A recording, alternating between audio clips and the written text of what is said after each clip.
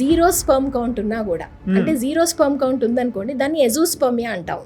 ఎజూస్పర్మియా అంటే అసలు ఏమి మనకి వీర్యంలో స్పర్మ్ కణాలు ఏం కనిపించలేదు. వాళ్ళకి కూడా ఇలాంటి పద్ధతిలో వాళ్ళ స్పర్మ్తో చేయగలిగే కెపాసిటీ ఉంది.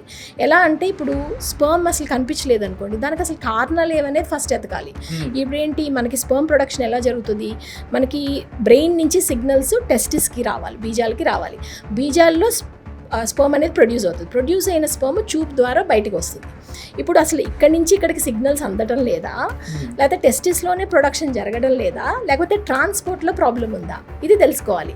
ఇక్కడి నుంచి ఇక్కడికి సిగ్నల్ అందటం లేదనుకోండి, దానికి కొన్ని మెడికేషన్స్ ఉంటాయి, అవి ఇచ్చి ఇంప్రూవ్ చేయొచ్చు.